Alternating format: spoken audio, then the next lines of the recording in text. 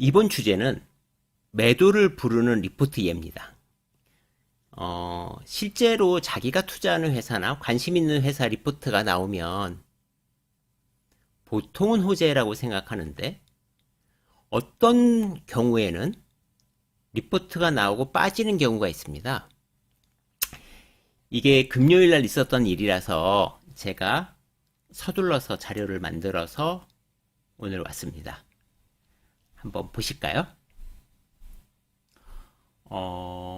SK증권에서 금요일날 KH바텍 리포트가 나왔습니다. 리포트 제목은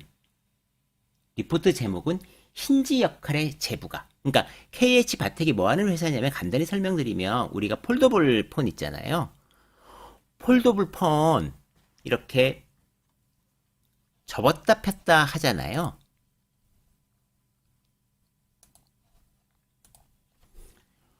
폴더블 폰이 우리가 이렇게 접었다 폈다 한단 말이에요.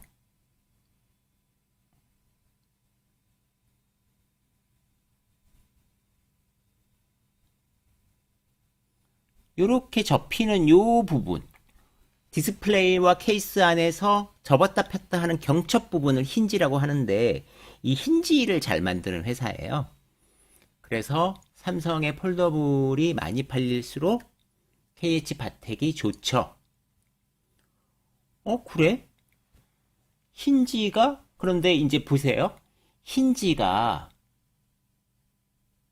좋은 얘기가 많은데 왜 주가가 빠졌냐 이거죠. 힌지가 커지면서 개선될 수 있고 힌지가 요번에 개선된다는 거죠. 무슨 얘기냐면 힌지가 원래 이렇게 떠 있었어요. 폴더블이. 근데 요게 완전히 붙는 걸로 이렇게 요번에 나온다는 거죠. 이렇게 나오기 위해서는 요 구조가 더 정교해지고 복잡해지니까 가격이 좀 올라갈 거다, 힌지가. 그런 얘기고. 그래서 힌지가 U자 타입에 있는데 요거 말고 주름이 개선되는 이게 오포에서는 이거를 물방울 힌지라고 했는데 삼성은 덤벨 힌지라고 부르나요? 그 힌지로 바꾼다라는 거죠. 딱 붙는 거. 딱 붙어야지 더 완성도가 있어 보이잖아요. 또 여러 가지 이물질이 들어가지도 않을 거고. 그래서 이걸로 지금 하려고 하는 거예요. 그래서 KH바텍이 이것만 보면 괜찮은데 주가는 왜 빠졌냐? 주가가 두 군데 때문에 빠졌다고 봐야 되는데 결국은 뭐 같은 얘기인데 일단은 목표 주가, 타겟 프라이스가 하향됐습니다. 첫 번째. 타겟 프라이스가 하향됐다. 그러면 사람들이 보기에 호재는 아니죠. 악재입니다. 그런데 투자 의견은 바이. 왜냐하면 주가가 그동안 굉장히 많이 빠졌거든요. 그러니까 2만원으로 하향해도 너는 사 이런 건데 사실은 사람들이 주목하는 거는 이거죠. 타겟 프라이스 하향입니다. 또 한 가지 우리가 보면 이런 건데 삼성이 폴더블을 갖다가 2020년 950만 대에서 1300만 대로 증가. 이상하다. 자, 보세요.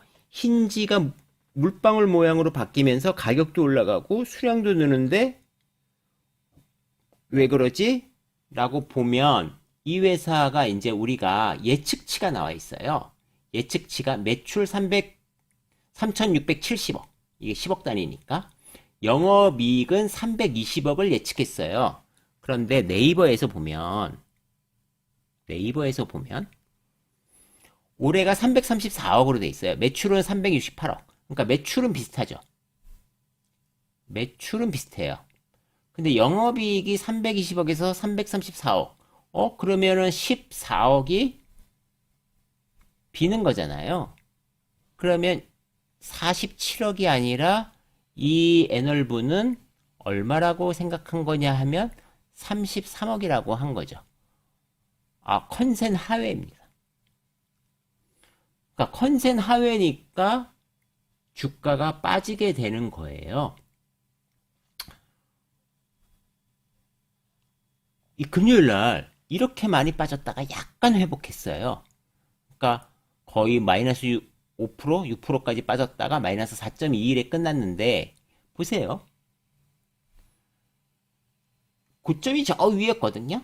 경기가 안 좋고 폴더블이 좀 팔려도 목표치보다 덜 팔리고 어쩌고 저쩌고 해서 주가가 이렇게 빠졌단 말이에요. 그리고 이제 CES에서 새로운 힌지도 보고 어쩌고 저쩌고 하니까 여기서 반등을 좀 했단 말이죠. 그런데 4분기 실적이 안 좋다는 리포트로 하향된 거죠. 그러니까 그 발빠른 사람들은 저 리포트를 보고 목표가 하향이네. 그리고 영업이익을 꼭 이렇게 비교하시는 거죠. 비교하시는 겁니다. 야, 더 컨센보다 저렇게 아래면 나는 일단 빠져나올래. 이런 매도세가 되게 많았던 거죠. 그래서 텍스트만 읽으면 이런 거잖아요. 삼성이 폴더블도 굉장히 많이 판다고 50% 정도 더 팔겠다고 일단 공약한 거고 목표를 밝힌 거고 힌지는 더 복잡해지는데 그래서 가격도 좀 올라갈 것 같은데 그래서 여기서 2023년엔 440억 목표 폴더블이 더 팔리고 올라가니까 요 440억은 사실은 우리가 지나봐야 알겠죠. 왜냐하면 이런 회사들이 정확하게 우리가 어떤 가격으로 어떻게 납품되고 몇 개가 팔리는지 잘 모르니까 우리가 조금 애매한 부분이 있습니다. 그리고 보시면 이 회사는 3분기가 굉장한 피크죠. 왜? 3분기에 폴더블이 출시되잖아요. 그래서 3분기에 대부분의 이익이 나옵니다. 저런 특성을 갖고 있는 회사의 리포트들이 저렇게 나왔을 때 우리가 주가가 빠지더라. 근데 누구는 산 사람이 있죠. 그러니까 제가 이 KH 바텍이 악재다 호재다를 얘기하는 게 아니라 어떤 리포트는 매도를 부르고 어떤 리포트는 매수를 부릅니다. 당장은. 장기적인 거야 회사 가치에 따라가고 업황에 따라가겠죠. 그러니까 이 회사는 컨센 아래고 목표가 하향이니까 매도가 굉장히 강했던 거고 그래 그건 이해했어. 근데 산 사람들은 또 그래도 힌지가 개선되고 삼성이 폴더블을 훨씬 더 많이 팔 거니까 나는 살래. 이렇게 된 두 개의 매수 중에서 매도가 훨씬 강해서 주가가 빠진 거죠. 어쨌든 제가 지금 드리고 싶은 말씀은 리포트가 나왔다고 다 호재는 아니다. 때로는 저기에 숨어있는 여러 가지 것들 때문에 시장에서 악재처럼도 반응한다. 그런데 그 악재냐 진짜 호재냐는 본인이 충분히 공부를 해서 대응하면 된다. 제가 오늘 이 말씀을 드리고 싶었던 거예요. 그래서 기사를 이렇게 찾아봤어요. 기사를 찾아보니까 이게 10월 달에 폴더블 폰 부진이다. 이런 얘기가 나오죠. 그러니까 정확하게 보면 폴더블 폰 중에서 폴드폰은 괜찮은데 플립폼이 좀 안 팔렸어요. 이렇게 상하로 접는 거.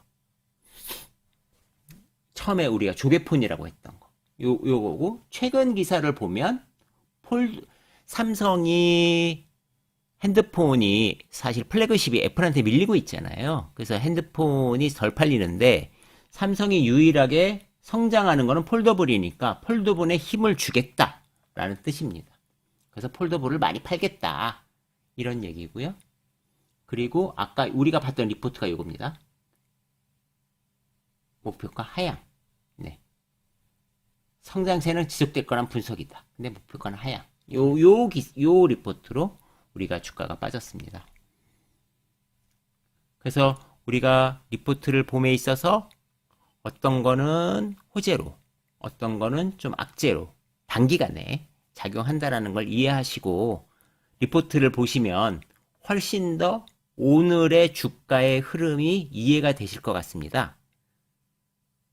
그래서 매도를 부르는 리포트라는 강의는 여기서 마무리하겠습니다.